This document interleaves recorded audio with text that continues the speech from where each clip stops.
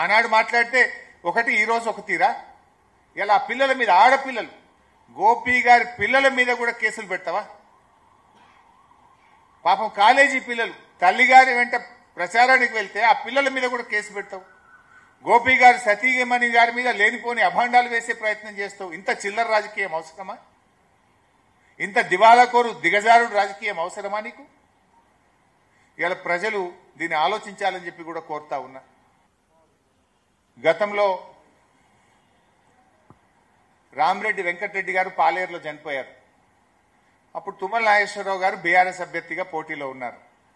ఆనాడు రేవంత్ రెడ్డి గారు పాలేరుకు వచ్చి ఒక మహిళ రామిరెడ్డి వెంకటరెడ్డి గారి సతీమణి సుచరితారెడ్డి గారు పోటీ చేస్తుంటే బీఆర్ఎస్ పార్టీ 4-5 మంత్రులు వచ్చి పనిచేస్తున్నారు.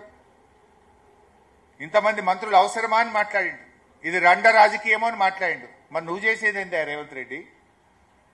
స్వర్గీయులు గోపీనాథ్ గారు చనిపోతే వారి సతీమణి ఎన్నికల్లో నిలబడితే మొత్తం 14 మంది మంత్రులను పెట్టినావు కదా. నువ్వు 7 రోజులు మోకాళ్ళ మీద పాదయాత్రలు చేస్తున్నావు కదా, గల్లీ గల్లీ తిరుగుతున్నావు కదా, పోలీసులను విచ్చలవిడిగా వాడుతున్నావు కదా. మరి నీ రాజకీయం ఏంది అని నేను అడుగుతా ఉన్నా. రేవంత్ రెడ్డి గారు ఈరోజు 6 గ్యారెంటీల గురించి మాట్లాడతలేడు. నిన్న ఒక మంత్రి మాట్లాడుతూ తులం బంగారం ఉత్తదే అని చెప్పేసింది. ఇక తులం బంగారం ఇచ్చేటట్లేమో ధర బాగా పెరిగింది అంటుండు. అంటే ఎన్నికల ముందు వాగ్దానం ఇచ్చి తీరా ఇప్పుడు తులం బంగారం ఇయ్యమంటుండు. ఆడబిడ్డలకు ఎన్ని ప్రామిసులు చేసిండు. నిన్న ఎవరో చెప్తున్నారు, జూబ్లీ హిల్స్ లో మహిళా సంఘాలలో కలిసి వాళ్ళను ప్రలోభ పెట్టే ప్రయత్నం చేస్తున్నారు. జూబ్లీ హిల్స్ లో మహిళా సంఘ నాయకుల దగ్గరికి పోయి ప్యాకెట్లు ఇస్తున్నారట. మహిళా సంఘాల నాయకుల దగ్గర బుక్కులు ఉంటాయి, చూసినారు వాటిని ఏమంటారు, ఆ బ్యాంకులో లోన్ తెచ్చుకునే జాయింట్ అకౌంట్ బుక్కులు ఉంటాయి. ఒరిజినల్ బుక్కులు అన్ని ఇప్పుడు వాళ్ళ దగ్గర లేవు. మీరు ఎక్కడైనా చెక్ చేయండి. మొత్తం కాంగ్రెస్ పార్టీ వాళ్ళు తీసుకున్నారు. ఒరిజినల్ బుక్కులు తీసుకున్నారు, ప్యాకెట్లు ఇచ్చారు. ఏమని బ్లాక్మెయిల్ చేస్తున్నారు?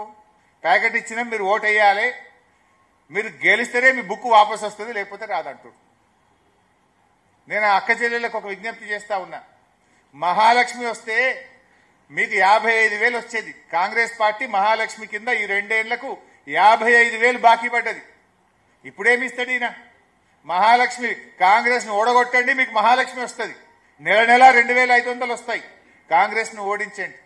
ఇలా మీరు ఎన్ని ప్రామిసులు చేసిండ్రు మహిళలకు? నువ్వు ప్యాకెట్లు ఇస్తా, పాస్బుక్లు గుంజుకుంటా కాదు రేవంత్ రెడ్డి. నువ్వు అక్క చెల్లెలకు ఇచ్చిన హామీలు అమలు చేయి.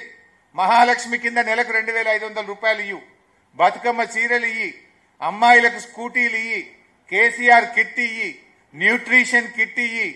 ఇవి నువ్వు ప్యాకెట్లు ఇస్తా, బుక్కులు గుంజుకుంటా అంటే ప్రలోభ పెట్టలేవు, బెదిరించి ఓట్లు పొందలేవు. మహిళలను నువ్వు మోసం చేసినావు. మహిళా సంఘాలకు కేసీఆర్ పెట్టిన పథకాలు రద్దు చేసినావు. ఈరోజు నువ్వు ఇప్పటికైనా చిల్లర రాజకీయాలు బంద్ పెట్టు.